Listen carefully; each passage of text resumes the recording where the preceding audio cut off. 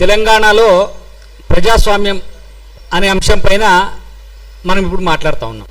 దీన్ని Telangana journalist union ఇటండి ఇక్కడ seat ఉంది, రండి బ్రదర్ ఇటండి. తెలంగాణ జర్నలిస్ట్ యూనియన్ వైపు నుంచి దీన్ని ఆర్గనైజ్ చేయాలని చెప్పి అనుకొని ఆర్గనైజ్ చేస్తూ ఉన్నాం. మొదటి నుంచి తెలంగాణ జర్నలిస్ట్ యూనియన్గా మేము జాతీయవాద భావజాలంతో జాతీయవాదాన్ని జనంలోకి తీసుకుపోవడం, మీడియాలో తీసుకుపోవడం, మీడియాలో ఉండే జాతీయవాదుల్ని ఐక్యం చేసేటువంటి కార్యక్రమంలో ఉన్నాం. అట్లని మేము తెలంగాణ ఉద్యమంలో లేమని కాదు. తెలంగాణ ఉద్యమంలో దాదాపుగా ఇప్పుడు మాట్లాడుతున్న వాళ్ళందరికంటే 1000% ఎక్కువ తెలంగాణ ఉద్యమంలో పాల్గొన్నటువంటి జర్నలిస్టులు మేము మా తెలంగాణ జర్నలిస్ట్ యూనియన్. బహుశా ఇప్పుడు మాట్లాడేటువంటి వాళ్ళందరినీ హైదరాబాద్లోనో చుట్టుపక్కల కేసులు అయి ఉండొచ్చు. కానీ తెలంగాణ జర్నలిస్ట్ యూనియన్ వైపు నుంచి మేము కర్ణాటకలో ఇప్పటి ఏఐసిసి అధ్యక్షులు, అప్పుడు కేంద్ర మంత్రివర్యులు వారిని నిలదీసి తెలంగాణ ఎందుకు లేదు, కాంగ్రెస్ పార్టీ కేంద్ర ప్రభుత్వం ఎందుకు లేదని చెప్పి నిలదీసి కొట్లాడినటువంటి సంఘం తెలంగాణ ఉద్యమంలో కీలకంగా పనిచేసి తెలంగాణ రావడానికి కాదు, తెలంగాణ ఉద్యమంలోకి కేసీఆర్ రావడానికి కూడా నాలాంటి జర్నలిస్టులమే కారణం, నేను కారణం దానికి. ఇలా వీళ్ళు గొప్పగా మేము తెలంగాణ వాదం అని చెప్పుకుంటున్నటువంటి వ్యక్తులు బహుశా అప్పుడు అడవుల్లో ఉన్న అన్నలకు ఉత్తరాలు చిట్టీలు అందించుకుంటూ ఉన్నటువంటి వ్యక్తులు తప్ప ఉద్యమంలో ఉన్నటువంటి వ్యక్తులు కాదు. ఆ చిట్టీలు అందించే కార్యక్రమానికి భగ్నం కలగకుండా తెలంగాణ ముసుగేసుకున్నటువంటి నాయకులు, తెలంగాణ ఉద్యమం ముసుగేసుకున్నటువంటి నాయకులు ఇప్పుడు కొంతమంది చెప్తున్నటువంటి జర్నలిస్టులు. కాబట్టి తెలంగాణ అంటేనే ప్రజాస్వామ్యబద్ధంగా కొట్లాడినటువంటి ఒక పోరాటం తెలంగాణ. మరి తెలంగాణ సాధించుకున్న తర్వాత తెలంగాణలో ప్రజాస్వామ్యం ఉన్నదా? ప్రజాస్వామ్యం అంటే ఏంది? ప్రజాస్వామ్యం ఉండాలంటే ఏం చేయాలి? మాటికి ముందు మైక్ పట్టుకొని కొందరు మాట్లాడుతూ ఉంటారు, భావ ప్రకటన స్వేచ్ఛ, పత్రికా స్వేచ్ఛ, వాక్ స్వాతంత్రం అనేటువంటి మాటల్ని మాట్లాడుతూ ఉన్నారు. వాక్ స్వాతంత్రం కానీ, పత్రికా స్వేచ్ఛ కానీ, భావ ప్రకటన స్వేచ్ఛ కానీ తెలంగాణలో అందరికీ ఉంటుందా? తెలంగాణలో కొందరికే ఉంటుందా? తెలంగాణకి ఏమన్నా చుట్టూ ముళ్ళ కంచెలు వేసుకున్నామా మనం? తెలంగాణ ఏమన్నా భారతదేశంలో లేకుండా వేరే ప్రాంతంలో ఏమన్నా ఉన్నదా? తెలంగాణలోకి ఎవరైనా రావాలంటే ఈ కాంగ్రెస్ పార్టీ ప్రభుత్వమో లేకపోతే ఈ కాంగ్రెస్ పార్టీ ప్రభుత్వ అనుమతితో తీసుకొని రావాల్సినటువంటి అవసరం ఉన్నదా? ఎందుకు తెలంగాణలో ఈ రకమైనటువంటి కార్యక్రమాలు లేదా ఉద్రిక్త వాతావరణాన్ని సృష్టించేటువంటి ప్రయత్నాలు జరుగుతూ ఉన్నాయి? ఇప్పుడు మేము ఒక 10 నిమిషాలు సమయం తీసుకుంటా, కొన్ని చాలా విషయాలు చెప్పాల్సినటువంటి అవసరం ఉన్నది. ఈరోజు రేపు సర్ అనేటువంటి ఒక కార్యక్రమం కూడా మనం రాబోతా ఉన్నది మన దగ్గర. దాని ఉద్దేశం ఏంటి? వాస్తవమైనటువంటి ఓటర్లను ఓటర్ల జాబితాలో ఉంచాలా, వాస్తవం కానటువంటి ఎవరైనా ఓటర్లు ఉంటే వాళ్ళని ఓటర్ల జాబితాల నుంచి తొలగించాలా. దీని మీద కూడా కొట్లాడుతున్నది తప్పు అంటున్నారు. సరే, తప్ప రైట్ అనేది వదిలేద్దాం కొద్దిసేపు.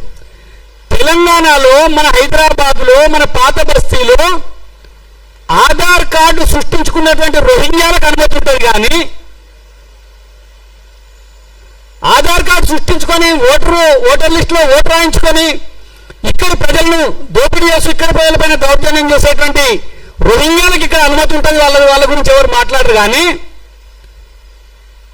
పక్క రాష్ట్రంలో లేకపోతే ఇతర రాష్ట్రంలో వచ్చి ఇక్కడ మాట్లాడతామంటే ఎందుకు ఇబ్బంది కలుగుతూ ఉన్నది?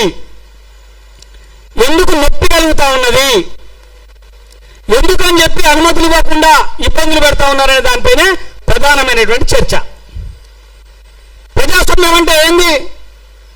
ప్రజాస్వామ్యం అంటే తెలంగాణలో ఉండే లేదా భారతదేశంలో ఉండే రాజ్యాంగం, భారతదేశం అంతా ఒకటే, రాజ్యాంగం ప్రకారం కల్పించినటువంటి హక్కులే అన్ని. కాబట్టి రాజ్యాంగం గురించి మాట్లాడితే భారతదేశంలో అన్ని ప్రాంతాలకు ఒకే రకంగా వర్తిస్తుంది.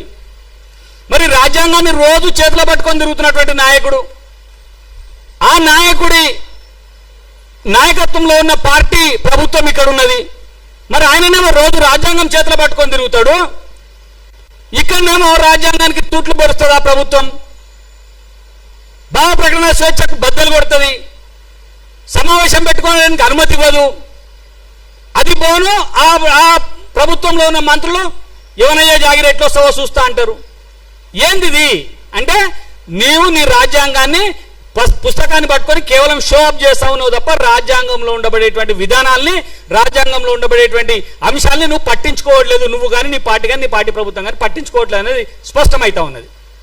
తర్వాత ఇంకొక పార్టీ ఉన్నది, 2.5 సంవత్సరాల అధికారానికి దూరమైతే తెలంగాణను కాలవేయడం అని చెప్తున్నారు, రైలు పట్టాలు పీకేయమని చెప్తున్నారు, ఆ సింగరేణి భవన్ని కాలబెట్టుందని చెప్తున్నారు.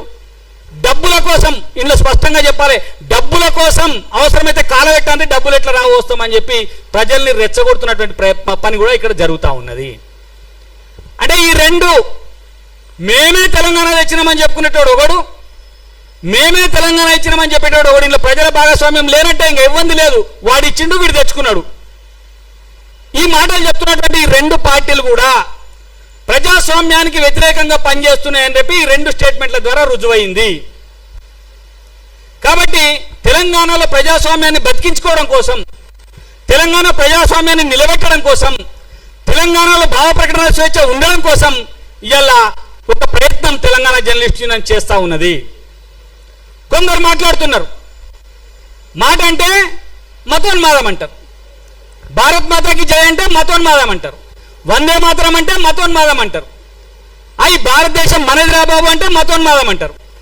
కానీ వాళ్ళు మాత్రం కులోన్మాదాన్ని, ప్రాంతీయ ఉన్మాదాన్ని, ఇతరత్ర ఉన్మాదాలను అన్నింటినీ రెచ్చగొట్టి సమాజంలో శాంతి లేకుండా చేసేటువంటి ఒక ప్రయత్నం కొనసాగుతున్నది. దీన్ని మనం ఒక కంట కనిపెట్టాలా, వాళ్ళ ఉచ్చులో మనం పడాల్సినటువంటి అవసరం లేదు అనేటువంటి ఒక భావన, ఒక అంశాన్ని కూడా మనం తీసుకోవాల్సినటువంటి అవసరం ఉన్నది. మరి అంశం లేదు, అందులో ఉచ్చులో పడొద్దు అంటే మాట్లాడుకోకుండా ఊకమ్మని కాదు. బహుశా నేను మాట్లాడుతుంటే మీ అందరికి అర్థమైంటుంది, ఏ ఒక్కరి పేరు కూడా మనం తీసుకోవాల్సిన అవసరం లేదు. మనం పేరు తీసుకుంటే వానికి బలం వస్తుంది. మనం ఎవరి పేరైనా ఉచ్చరిస్తే ఆ పేరుకు బలం వస్తుంది, ప్రచారం వస్తుంది, వాడు కూడా అదే కోరుకుంటున్నాడు. కాబట్టి అలాంటివి కాకుండా ఖచ్చితమైనటువంటి ప్రజాస్వామ్య పరిరక్షణ కోసం అప్పుడు తెలంగాణ ఉద్యమంలో కొట్లాడినాము తెలంగాణ జర్నలిస్టులుగా, అప్పుడు తెలంగాణ జర్నలిస్టులుగా అన్ని వర్గాల వారిని ఏకం చేసినాం. నా వేదిక మీద గద్దరు, విమలక్క, బండారు దత్తాత్రేయ గారు, కిషన్ రెడ్డి గారు, కోదండరామ్ గారు, ఇట్లా సిద్ధాంతాలతో సంబంధం లేకుండా తెలంగాణ ఉద్యమకారులందరినీ ఒక్కటి చేసినటువంటి ఘనత, అన్నట్టు ఉద్యమంలో పాల్గొన్నటువంటి ఘనత తెలంగాణ జర్నలిస్ట్ యూనియన్ది. ఈరోజు పుష్కర కాలం తర్వాత ఇలా మళ్ళీ తెలంగాణ గుండెకు, తెలంగాణ హృదయానికి కొందరు గాయం చేస్తూ ఉన్నారు. తెలంగాణ అనేటువంటి మాటని ఒక సంకుచిత భావంతో చూస్తూ ఉన్నారు. తెలంగాణ అనేటువంటి పదాన్ని కొందరు మాత్రమే ఉచ్చరించాలా, మిగతా వాళ్ళు ఉచ్చరించడానికి వీల్లేదు అనేటువంటి ఫాత్వాలు జారీ చేస్తూ ఉన్నారు. వీటి వెనుక మళ్ళీ ఒకసారి గందరగోళం చేసేటువంటి ఒక పెద్ద కుట్ర దాగి ఉన్నటువంటి విషయాన్ని తెలంగాణ జర్నలిస్ట్ యూనియన్ గా మేము గ్రహించినాము. కాబట్టి ఈ కుట్రను భగ్నం చేయాల్సినటువంటి అవసరం ఉన్నది. తెలంగాణ ప్రజానీకానికి నిజాలను బద్దలు కొట్టి మనం చెప్పాల్సినటువంటి అవసరం ఉన్నది. కాబట్టి మనం ఈరోజు ఈ సమావేశాన్ని పెట్టుకొని మొత్తం మన భావాలతో కలిగినటువంటి వాళ్ళందరినీ పిలిచి ఒకసారి మాట్లాడుకుందామని చెప్పి ఒక ప్రయత్నం చేసినాం. ఈ ప్రయత్నంలో దాదాపుగా మనం పిలిచినప్పుడు తెలంగాణలో ఇలా కొట్లాడినటువంటి వ్యక్తి లేనే లేడు, తెలంగాణ కోసం కొట్లాడినటువంటి వ్యక్తి లేనే లేడు తెలంగాణలో. అది ఎవరన్నా ఉన్నారంటే వాడు ఎంఐఎం వాడు, వాడు సిపిఎం పార్టీడు. వాళ్ళిద్దరిని సంకలో పెట్టుకొని, ఆ ఎంఐఎంని ఆ సిపిఎం పార్టీని సంకలో పెట్టుకొని ఇవాళ తెలంగాణ గురించి మాట్లాడుతున్నటువంటి మూర్ఖులకు ఏం సమాధానిస్తాం? ఈ మాట తెలంగాణలో ఉద్యమకారు, ప్రతి ఒక్కరు తెలంగాణలో పుట్టిన ప్రతి బిడ్డ ఉద్యమకారుడు అన్నది నేనలే. 2012లో తెలంగాణ జర్నలిస్టులను స్థాపించిన తర్వాత మేము బెంగళూరులో మల్లికార్జున ఖర్గే కేంద్ర మంత్రిని గిరావు చేస్తే అక్కడ మమ్మల్ని అరెస్ట్ చేసిండ్రు. అరెస్ట్ చేసి పోలీస్ స్టేషన్ తీసుకుపోయి దాదాపు 12 గంటల పాటు పోలీస్ స్టేషన్లో ఉంచి స్టేషన్ బెయిల్ మీద విడుదల చేసినప్పుడు అక్కడ ఎస్ఐ అన్న మాట ఏంటంటే, సార్ వీళ్ళది సంతకాలు పెట్టేయండి అంటే, మాకు సంతకాలు ఎందుకు సార్ వదిలేయండి అని చెప్తే, అది కానిస్టేబుల్ అన్న సంతకాలు పెట్టండి, మీరు ఇది రికార్డ్ అవుతుంది, ఎందుకంటే రేపు మీ తెలంగాణ వచ్చిన తర్వాత మీరు ఒక ఉద్యమకారులుగా ఇక్కడ గుర్తింపు వస్తుంది, మీకు ఈ రికార్డు ఉంటుంది మీరు అన్నప్పుడు అక్కడ ఎస్ఐ అన్నారు, పిచ్చోడా తెలంగాణలో పుట్టిన బిడ్డకి నుంచి కాడ మీద ఉన్న శవం దాకా ప్రతి ఒక్కరు తెలంగాణ కోసమే కొట్లాడుతున్నారు. తెలంగాణలో తెలంగాణ ఉద్యమకారుడు కానుడు ఎవరు లేడరా బాబు అని చెప్పిండు. అంటే అర్థం చేసుకోండి మీరు, తెలంగాణలో ప్రతి ఒక్క సబ్బండ వర్గాలు తెలంగాణ కోసం కొట్లాడినాయి. కొట్లాడినటువంటి వ్యక్తులు ముగ్గురు, ఇద్దరు కూడా కాదు ముగ్గురు అని చెప్తా ఉన్నా. ఎందుకంటా ఉన్నా అంటే, ఒకటి కాంగ్రెస్ పార్టీ ఈ తెలంగాణ తీర్మానం చేయలేదు ఏఐసిసిలో. కాంగ్రెస్ పార్టీ తెలంగాణకు అనుకూలంగా ఏఐసిసిలో తీర్మానం చేయలేదు. కనీసం ప్రదేశ్ కాంగ్రెస్ పార్టీ కూడా తీర్మానం చేయలేదు. ఎందుకంటే అప్పుడు ఉమ్మడి రాష్ట్రంలో ఉన్నాం, అప్పుడు కూడా ప్రదేశ్ కాంగ్రెస్ కమిటీ కూడా తెలంగాణ కోసం తీర్మానం చేయలేదు. తీర్మానం చేసినటువంటి పార్టీ ఏది? జాతీయ స్థాయి నుంచి గల్లీ నుంచి ఢిల్లీ దాకా అంటాం కదా, గల్లీ నుంచి ఢిల్లీ దాకా తీర్మానం చేసి తెలంగాణతో ముక్తఖండంగా ఆంధ్రాలో, కర్ణాటకలో, పశ్చిమ బెంగాల్లో ఎక్కడైనా సరే భారతీయ జనతా పార్టీ తెలంగాణ కావాలనేటువంటి డిమాండ్ను పెట్టింది. బీజేపీ గల్లీ నుంచి ఢిల్లీ దాకా తీర్మానాలు చేసి తెలంగాణ కోసం కొట్లాడింది. కాంగ్రెస్ పార్టీ తీర్మానం చేయలే. సిపిఎం పార్టీ తెలంగాణకు వ్యతిరేకంగా తీర్మానం చేసి మేము విశాలాంధ్రాన్ని కోరుకుంటున్నాం, తెలంగాణ మాకు వద్దని చెప్పింది. ఎంఐఎం పార్టీ తెలంగాణ వద్దన్నది. తెలంగాణ వస్తే ఇక్కడ బీజేపీ బలపడుతుంది, హిందుత్వ శక్తులు బలపడతాయి కాబట్టి మేము తెలంగాణను వ్యతిరేకిస్తున్నాం, తెలంగాణ వద్దని చెప్పి ఓపెన్ గా స్టేట్మెంట్ ఇచ్చినటువంటి పార్టీలు మూడు: ఎంఐఎం, కాంగ్రెస్, సిపిఎం పార్టీలు. మరి ఇలా ఆ ముగ్గురిని సంకలనం పెట్టుకొని, ఆ ముగ్గురిని ముందర కూర్చుని పెట్టుకొని ఇలా తెలంగాణ ఉద్యమానికి వ్యతిరేకంగా పనిచేసినటువంటి వాళ్ళు ఇలా తెలంగాణ అంటే మాదే, మేమే తెలంగాణ కోసం మాట్లాడినామని చెప్పి చెప్తా ఉన్నారు. ఒక ఆయన గొంతెత్తుకొని మాట్లాడుతూ ఉన్నాడు, నేను వామపక్షవాదిని, నేను కమ్యూనిస్టుని అని చెప్పి ఇలా గుర్తొచ్చింది ఆయన. ఏది కేసులు అయిన తర్వాత. అంతకుముందు కమ్యూనిస్టులను తిట్టిండు, అంతకుముందు వాళ్ళు కమ్యూనిజమే లేదన్నాడు. ప్రపంచవ్యాప్తంగా కమ్యూనిజం నాశనం అయిపోతుందని చెప్పి వీడియోలో చెప్పినటువంటి ఒక గొప్ప వ్యక్తి ఇలా కేసులు అయినా అనగానే నేను కమ్యూనిస్ట్నే, కమ్యూనిస్టు భావజాలం నాది అని చెప్పి మిగతా మందుని వెనకేసుకునేటువంటి ఒక ప్రయత్నం చేస్తా ఉన్నాడు. ఆ మేధావి ఏనాడైనా తెలంగాణకు అనుకూలంగా మాట్లాడిండా? తెలంగాణకు అనుకూలంగా ఏ ఉద్యమంలోనే ఉన్నారా? ఏ ఉద్యమంలో కనిపించిందా? ఆయన అప్పుడు చైర్మన్ గా ఉన్నటువంటి 20 ఏనాడైనా తెలంగాణ అంశాలను ప్రజలకు చూపించిందా? ఇది జరగాల్సినటువంటి చర్చ, ఇది జరగాల్సినటువంటి అవసరం ఉన్నది. ఇవాళ ఆయనను ముందర పెట్టుకొని మిగతా ఈ కోతిముఖంతా కూడా చిల్లర ఆడుకునే బ్యాచ్ ఇదంతా. ఈ బ్యాచ్ అంతా ఇలా తెలంగాణను మళ్ళీ ఒక విధ్వంసం వైపు నెట్టేటువంటి ప్రయత్నం చేస్తా ఉన్నారు.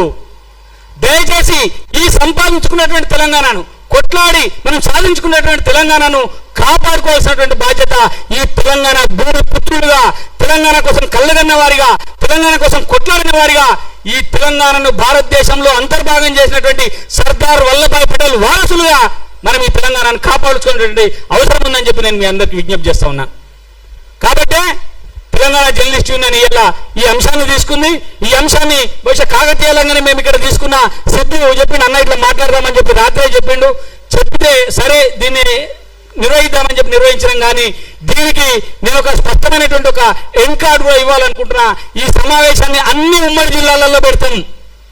తెలంగాణలో ప్రజాస్వామ్యం ఉందా లేదా, ప్రజాస్వామ్యం ఉంటే ఎట్లా ఉండాలి తెలంగాణ అనేటువంటి విషయాన్ని తెలియజేయడం కోసం అన్ని ఉమ్మడి జిల్లాలలో కూడా తెలంగాణ జర్నలిస్ట్ యూనియన్ వైపు నుంచి కలిసి వచ్చేటువంటి మనకి అందరి సంఘాలతో కలిసి మరొకసారి మేము ఈ ప్రయత్నం చేస్తామని చెప్పి ఈ సందర్భంగా తెలియజేస్తూ, మరి మా ఆహ్వానాన్ని మన్నించి వచ్చినటువంటి వివిధ సంఘాల నాయకులందరికీ కూడా ఇక్కడ చాలా మంది ఉన్నారు.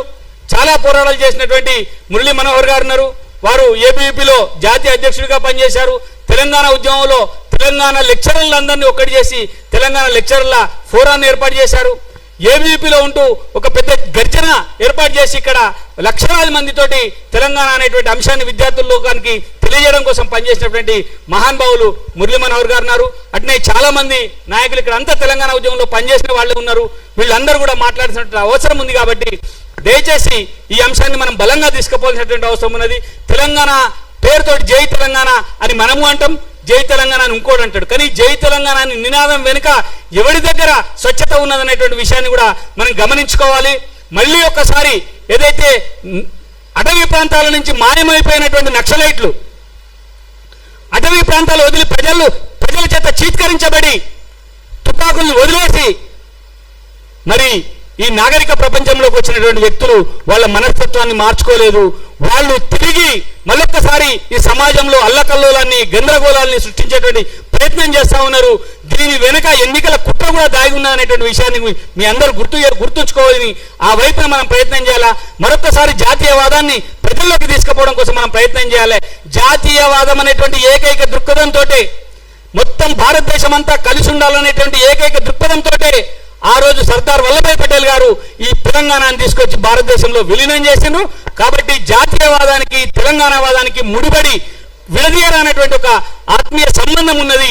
కాబట్టి తెలంగాణవాదులుగా మనం ఒకసారి తెలంగాణను కాపాడుకుంటూ తెలంగాణను రక్షించుకుంటూ మరొకసారి జాతీయవాదాన్ని తెలంగాణలో విస్తృతపరిచేసేటువంటి కార్యక్రమాన్ని తీసుకోవాలని చెప్పి కోరుకుంటూ ఈ అవకాశం ఇచ్చినటువంటి సభాధ్యక్షులు బింగి స్వామి గారికి మిగతా పెద్దలందరికీ కూడా కృతజ్ఞతలు ధన్యవాదాలు తెలియజేస్తూ ముగిస్తా ఉన్నాను. భారత్ మాతాకి, భారత్ మాతాకి జై తెలంగాణ, జై తెలంగాణ.